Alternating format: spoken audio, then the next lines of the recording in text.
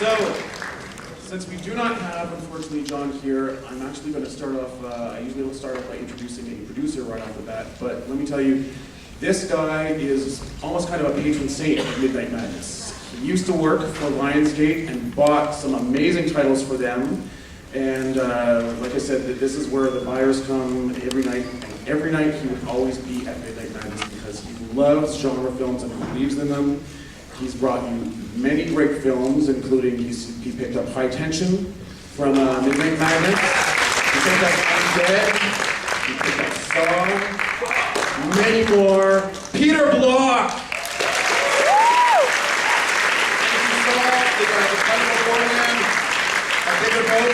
That's Peter's company. Thanks, Colin. I really appreciate it. I'm here. I represent only one part of the producer group. Mike Marcus, my partner, Andy Spaulding, Doug Mankoff from Megalite Productions also.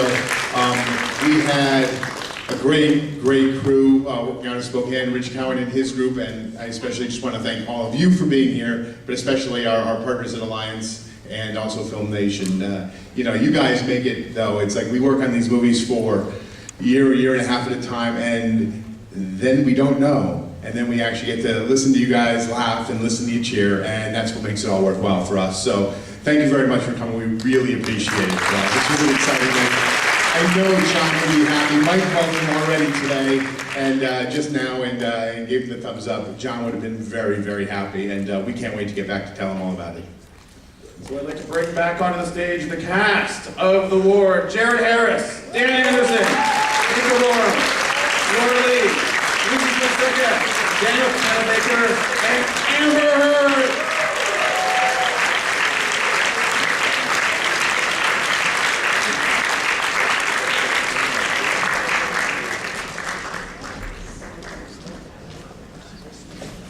I'm a very lucky man tonight. Fabulous cast here. All right, so I wanted to ask, Amber, what the fun thing about this film is that this is almost like John Carpenter's flip side to The Thing. Thing is very totally male-based cast, but here, what makes the film, one of the things which makes the film for me is the great ensemble play between all of you guys. And it's also very rare in genre films today to get that many interesting characters, female characters especially. And this is where I think the film excels, is in the characterization. What attracted you to this project, Amber? Just that. I mean, I think that part of the reason I'm drawn to this genre in general is that it can be an amazing vehicle for female characters, and you can actually have an amazing opportunity to do something in a movie other than tramp around in a bathing suit. Although I have done that once or twice. And what I really loved most about making this movie, along with working with this legend, John Carpenter, is that I worked with these amazing actresses, Jared. Thank you, sir. And at least we didn't wear the same thing. But that's the good part of this movie is that John Carpenter allowed us to be strong characters without having to take anything from our the integrity of real three-dimensional characters, and we got to really play off of each other and learn from each other. So that was what was cool about it. And the rest of the cast, what attracted you to the film? And are you fans of horror films in general? So that one, actually. Oh, there we go. I was hiding it. Take it away. Yeah, I love horror movies. I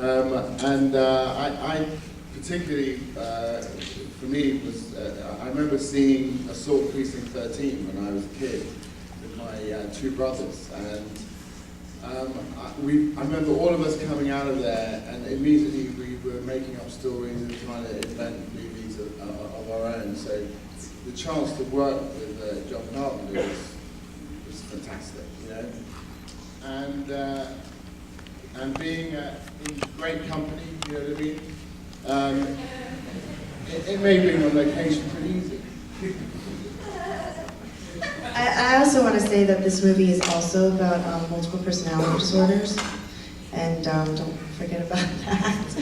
I mean, I think John really created a movie that shows how difficult it is for someone to overcome something like this. And when you do suffer from MPD, you actually do feel like a personality is dying, and that kind of intense ghost that is kind of the theme of, you know, a personality dying is kind of showing how traumatic and horrible that is. I just like awesome deaths. You did it again. It was kind of cool, because, you know, the different ways everyone dies, you never know what's going to happen, so, yeah. It's not really that deep for me.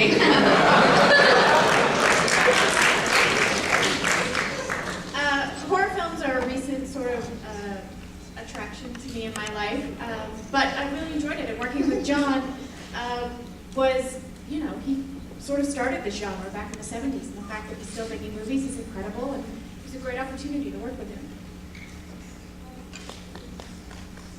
Same. I saw The Thing when I was 10 years old, and it was just an honor to work with Carpenter, and tough coming to work with all these beautiful girls and wrestling Amber Heards. I just enjoyed myself and tried to be the best in part of the process that I could. Well, you also, one of the fun things about the film is being set in a mental institution with all these lovely characters. There were none of those cliched scenes that we expect. There was no rape, there was no sexual assault, and in fact, when you had some action, you turned it down. Hey, Roy's a good guy.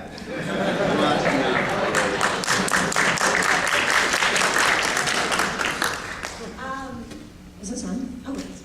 I was really drawn to the script. I thought that it was exciting that it had a twist in it and that it was very suspenseful. And I thought that it was a smart version of a horror film. So it was so cool to work with John. So cool. Well, So that he can do it.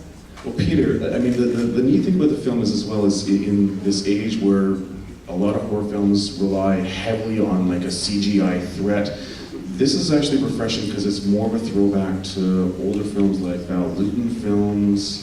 What attracted? Actually, are the screenwriters here? They are. The Rasmussen brothers are here. If you'll stand up, all the way from Boston. There we go, the brothers. Thanks, guys. So what attracted John to this project? We're going to actually turn that over to Mike and talk a little bit about that. Well, we found the script and liked it a lot, and gave it to John, and interestingly enough, he turned it down. And so we optioned it and had a couple of rewrites done, and then we gave it back to him, and he said, "My God, this is really good." And so he just really thought, as I think you said, it's a bit, or actually you did, that it's a bit of a throwback. And he loved that aspect of it, and he had a good time doing it. And by the way, I just talked to him while the end credits were running, and he really thanked everybody for their energy. It really felt good sitting out there listening to you guys. So, to answer your question, when we talked to John about it, you know, he felt that the trappings of the largesse of some of the movies he'd been allowed to make, you know, with big set pieces and CGI and things like that, weren't really going towards the heart of the filmmaker that he was. And I think one of the reasons why he did, you know, return to the Ward, and Mike and Doug and Andy were able to convince him to do it, was he liked the contained environment. He liked that it was really character pieces. He liked that it was, you know, practical horror rather than, you know, computer generated. And, you know, it's really, I mean, he said it earlier, you know, it's old, you know, it's an old style horror film from an old style director, but, you know, he's fresh enough that he realizes the problems with a lot of today's horror, where it relies on too much gore and too much CGI, and he really wanted to stay away from that. I think he's done a great job doing it. Do we have any questions from the audience here? Don't be shy. Yes.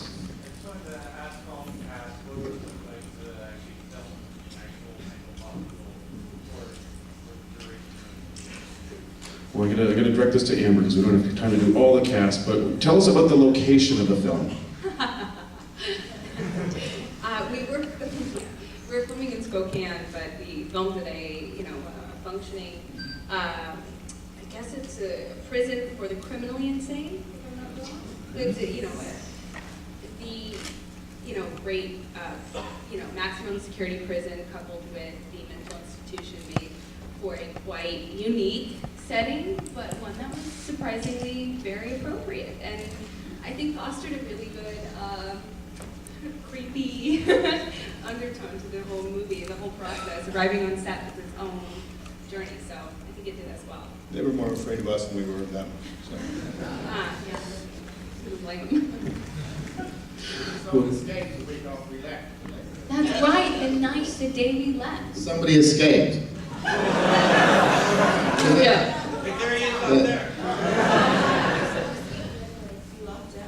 Yeah, I didn't get that instruction. They didn't lock him. They always repeat to chuck me on the, yeah.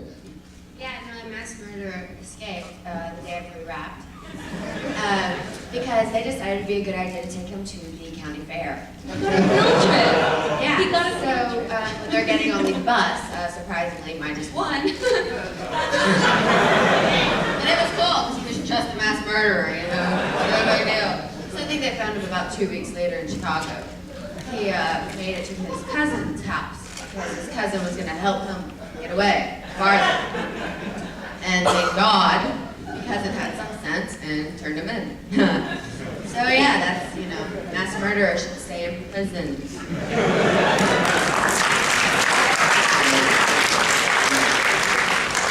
Do we have anyone else here?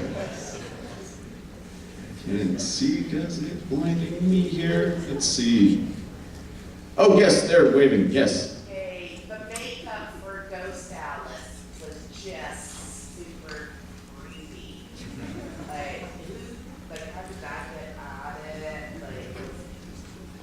Well done. Well done.